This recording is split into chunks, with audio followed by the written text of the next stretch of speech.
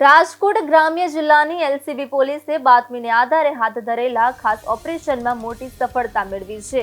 જેતપુર તાલુકાના પીઠડિયા ગામ નજીક નેશનલ હાઈવે પર એક કન્ટેનર ટ્રકમાંથી 14,184 બોટલ અને ટીન વિદેશી દારૂ તથા બિયરનો જથ્થો જપ્ત કરવામાં આવ્યો છે। મુદ્દામાલની કુલ કિંમત ₹77.71 લાખ આંકવામાં આવી છે।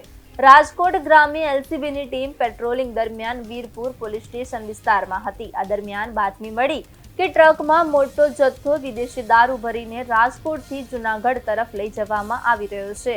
આ માહિતીને આધારે પીઠડિયા ગામ પાસે નાકાબંધી કરીને શંકાસ્પદ કન્ટેનર ટ્રકને રોકવામાં આવ્યો। ટ્રકની સંપૂર્ણ તલાશી લેતા પોલીસને અલગ અલગ બ્રાન્ડની વિદેશી દારૂની બોટલો અને બિયરના ટીન મળી આવ્યા હતા। આ જથ્થાને છુપાવવા માટે ટ્રકમાં 35 ટ્રોલી બેગ અને બોક્સનો ખાસ ઉપયોગ કરવામાં આવ્યો હતો। પોલીસે ટ્રક ચલાવનાર ધોલારામ લુંબુરામ બિશ્નોઈની તાત્કાલિક અટકાયત કરી છે। રાજસ્થાનથી આવેલા દારૂ ભરેલા ટ્રકનું જૂનાગઢમાં કટિંગ કરવાનું હતું।